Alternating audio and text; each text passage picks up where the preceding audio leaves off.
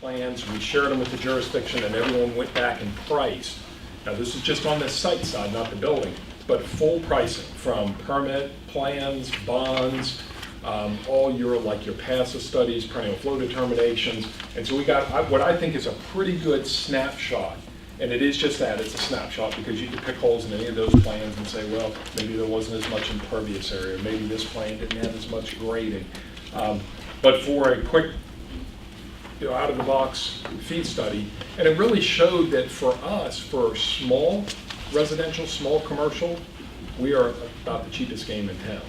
For medium-sized projects, and when I say medium, so residential, say 20 to 50 houses, commercial, somewhere between a 10,000 square foot and 50,000. Medium, we're kind of right in the middle. And when I say in the middle, if you look and say between Stafford and Fairfax, our pricing should be somewhere in the middle, just because if you look at cost of labor, kind of the things that we experience, rental costs, things of that nature, we're kind of in that midpoint.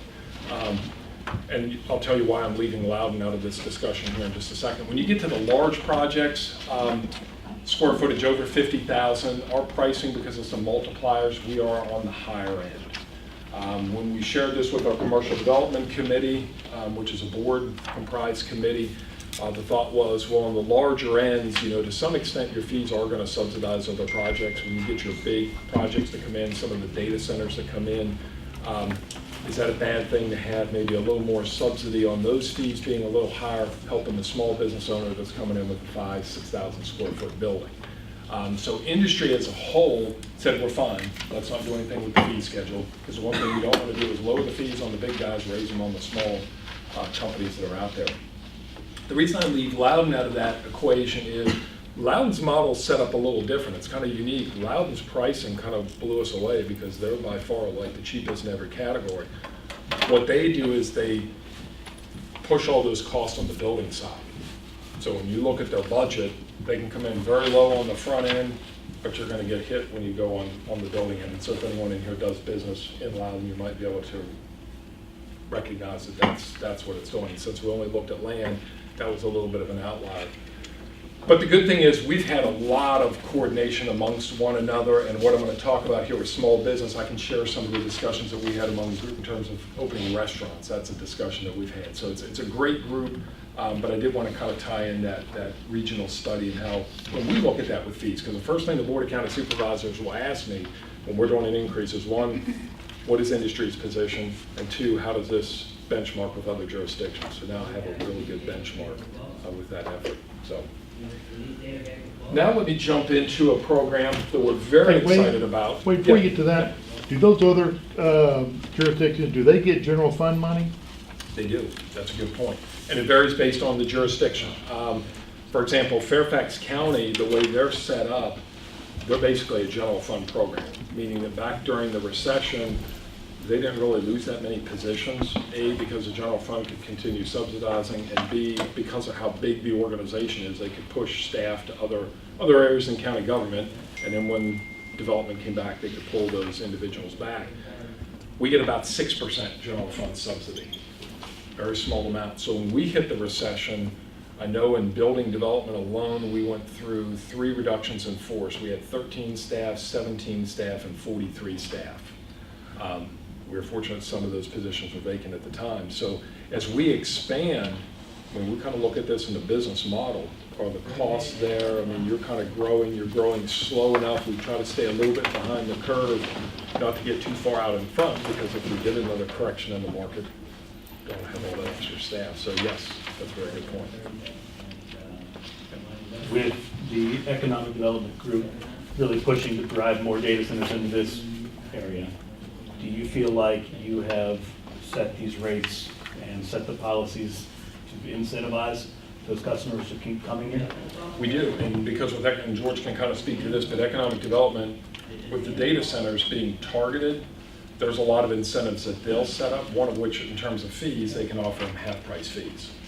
And we also do expedited plan review, so we'll cut review times in half. So yeah, they kind of drive that. Our pain is not in the cost of it. I'm sorry? Our pain is not in the cost of it. And our pain is certainly not in the cost of helping out and keeping extra percentages and helping small business.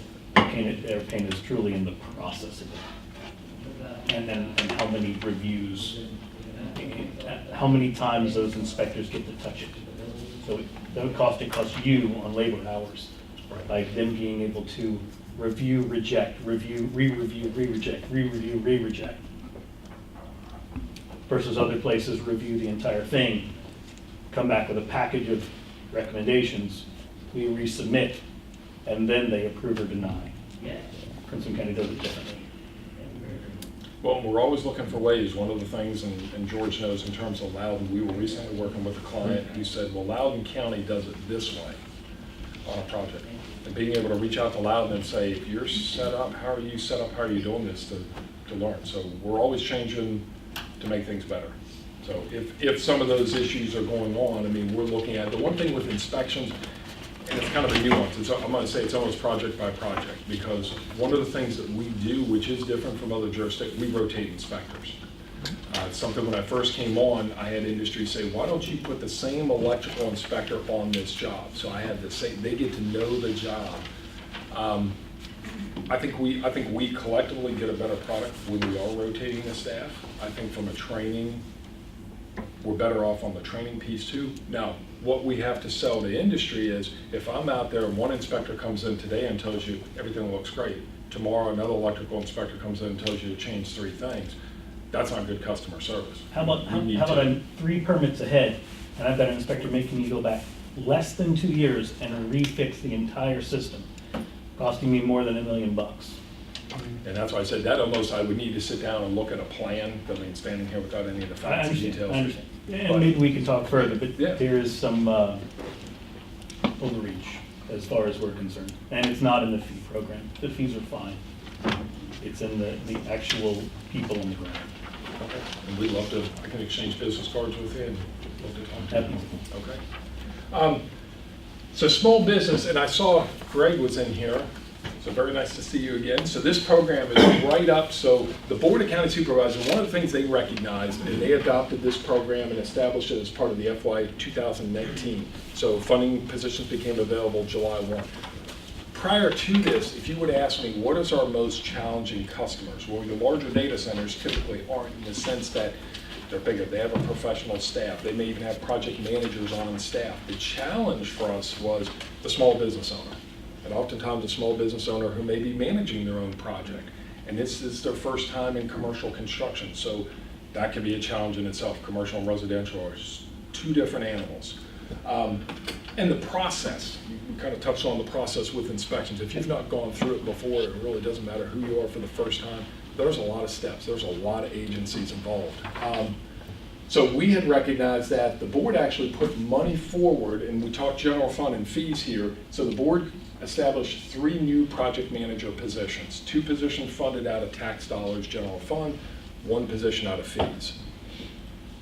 The project management program we've had in place now for probably 10 years.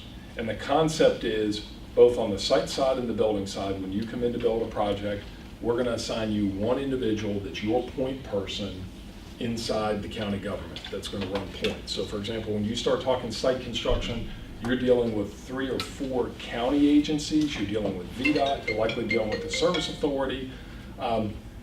Who to call? Who's in charge? Well, this, I got the fire marshal saying one thing, I got building saying another thing. I need an answer. That project manager is the point person. And so that model was set up years ago. What we did here is basically took the model and said, okay, we're going to need to be more proactive. We're going to need to do more hand-holding, because the customer may have never gone through this process before. So the goal was provide an enhanced level of project management services, revise the existing model that we had. The reason we put 2 people in building, 1 in land, thinking was with a true small business. And this is interesting too, because we sat down with economic development and George Harbin and the team and kind of talked through what's a small business. Well, the Small Business Administration would say 500 employees or less. So we pared that down, and just as a benchmark, just coming out of the gate, we're using 35 employees. And there's no magic. I wish I could give you, here's exactly how we came up with that. Just seems like the right size. That's not to say if you came in, you have 40 employees in your company, we're not going to turn you away. We just needed something to say what gets in the program, what doesn't, so we use 35. What we're thinking is, true small business, most are going to be tenant layouts. Most folks are moving into existing spaces. That's the building side. So we wanted to weight ourselves a little heavier with land. You're talking new construction, building additions, won't have as many, so we felt one project manager would work for us there. So we got the money July 1. I was very pleased. We knew the board was already having the conversations about wanting to create the program back in January of 2018. So we went ahead and formed a team and started setting up processes, procedures, banking that the board would adopt this in April and we'd go live in July. So because we did a lot of that legwork, we were able to come out of the gate, have the positions hired, trained, and it was in-house promotion, so that helped in terms of the training and understand the program. And so we went live with the building tenant layouts, just the building half, not new construction, October 15th. And so the numbers, and I shared this with the board, and so at the time of the report, we had 108 cases, 108 small businesses that came through between October 15th, January 18th. How do we know 108? Because the way we're set up in development services, if you've been in our building, when you come in, we have an early assistance desk called a triage desk. Every customer goes up to that desk. Basically, it's triage. What's the nature of your business? And they'll ask a series of questions to make sure we get folks in the right line. They get a ticket, and we have a computerized system that tracks that ticket as you go through.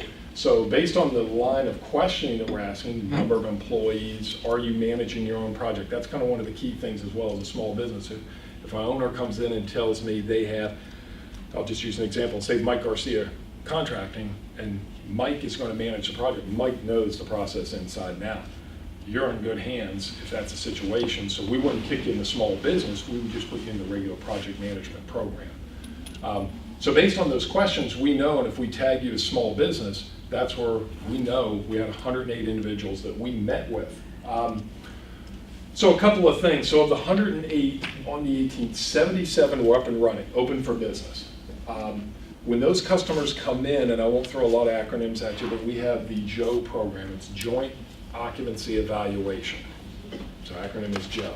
A level 1, so you have somebody in here said they were with a real estate firm. So maybe you have a 2,000 square foot tenant space. Your company moves out and Keller Williams moves in behind you. So it's like for like. That's a walkthrough process. About 1 hour in our building, you're out the door. It's just, there's no change of use. So we had 56 of the 77, 56 of the 108 total cases that were Joe level 1s, in and out of the building same day. The level 2 Joes, as Teresa had mentioned, that's where there is a change of use. But within the building code, within that realm, it's not a significant change of use. So we can just do a safety inspection. We just want to go out, walk through, make sure your panic hardware on the doors, fire alarms, things like that. We do not make you do a tenant layout plan. And that's usually about a 2-week process that you can be up and running unless we find safety issues when we're out in the field. And then 3 customers actually went through the tenant layout. So they're making major changes to the space. They'll submit plans, go through the process. So 77 up and running, 25 at that time were active, meaning they were still either signing up to go through a safety inspection or submitting tenant layout plans, and we still track research canceled or withdrawn, because we encourage customers, even if you haven't signed a lease, come in and meet with us. And why do I say that? Well, a number of things. The most important is there are, when properties go through rezonings, a lot of times there's proper conditions attached to it. And I've seen time and time again, I'll give you an example that just happened the other day, with a fitness. Person leased space, 2-year lease, came in, wants to open a fitness center inside a shopping center. But right there in the proffer statement, when the board rezoned the property probably 15 years ago, it specifically excluded fitness operations. And she didn't know that. And the broker that was working with her, I guess, obviously didn't research the proper conditions. So now she's looking at us saying, well, I just signed a 2-year lease. I've spent money. I mean, you can go through a proffer amendment, which is a whole political process, and you go back through the public process. But that's the type of thing where we can look that up for you. Now, I understand the challenge on the real estate side. You've got a deal. You're trying to get a lease signed.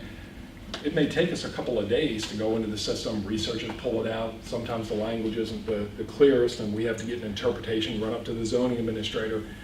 And so when I've spoke with brokers before, that time sometimes can be deals. And if they're trying to sign the deals, all I would say to business owners is, it might be worth those couple of days to let us research that for you. So we have no problem doing the research. Same on the building use. You look at a space and say, well, we use this space for X, Y, Z, and maybe the business that was in there before was similar, but not exactly what you're doing.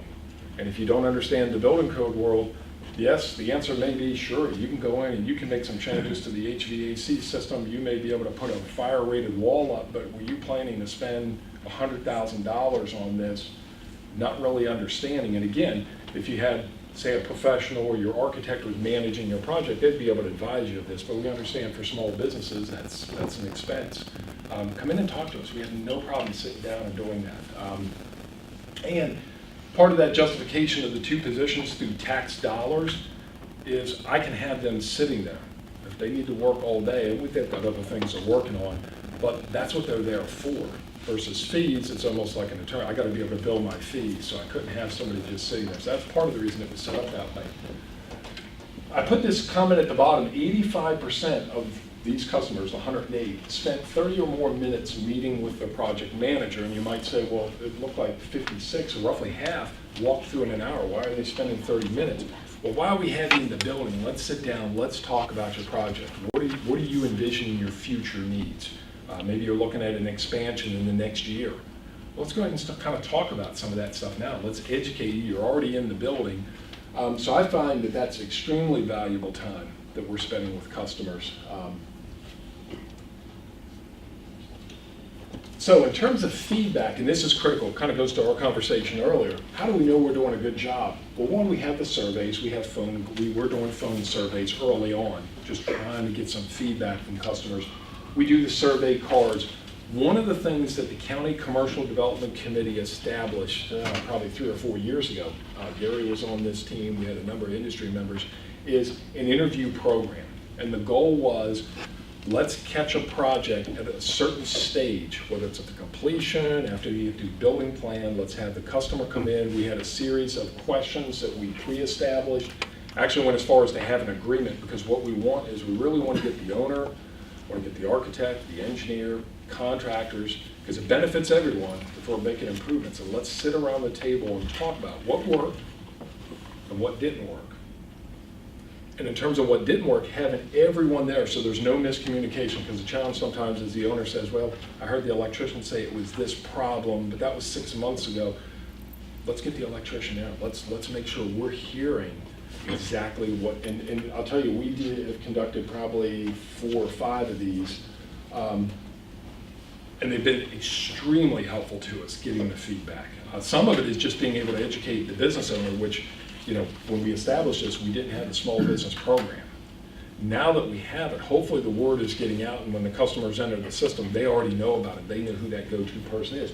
But it really did. It provided us a lot of benefit. 1, we weren't marketing ourselves enough. 2, we would get to, and I'm just touching on a few of the issues, we get to the ribbon cutting, and then everyone felt like, oh, we're there. And we went off to do other things. Well, there's this big thing called bond release when you're dealing with a project. And that's where we're holding hundreds of thousands, maybe millions of dollars. And you got an owner that has never been through the bond release process. And that was a clear message to us, guys, you can't drop the ball here. You haven't gotten across the goal line yet. We need to keep managing this project. So again, very, very helpful. The challenge is, and I guess my appeal to the group would be, if you're working with small business owners, really encourage them to participate in the interview. Because oftentimes I'll call someone who just is open for business. They're all excited, they want to come in, they want to talk, but they're working 7 days a week. They just got their business open. I mean, it's crazy. They just don't have time. I get that. Sometimes maybe their team, the architects or engineers, I mean, they're charging by the hour. So I'll come down to the county, but I'm going to bill you, the owner, which I get that. It's unfortunate if that's the setup, because some of the things architects or engineers may tell us would help us, which in turn helps them. But that's been the biggest challenge. So while we've had some great successes, it's been kind of slow moving. I'm really hoping with the small business program, now that we have a lot more one-on-one relationships with customers, that they'll take that time and they'll give us that feedback.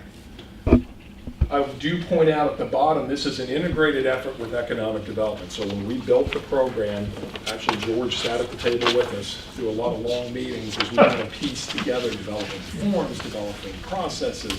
And those that work in the building realms will know that our inspectors and our reviewers are very detailed. And when you're talking about a step, somebody walks in the building, which piece of paper do they fill out? Well, which lines do they fill out? How do they know to fill those lines out? So we went through an exhaustive process. But we tied in to make sure that if they're working with the customer, whether it's targeted or not, they can relate to us. And we will have, and I don't know where the status is, but I know we're replacing the Floyd Small Business Center with another Yes, we are. firm. We're still in that process, but yes, we are. And we'll tie in there too, because if they're giving counseling service to a small business owner, definitely make sure they link them to us and vice versa. I mean, if we have their information, we want to, provide that contact and information to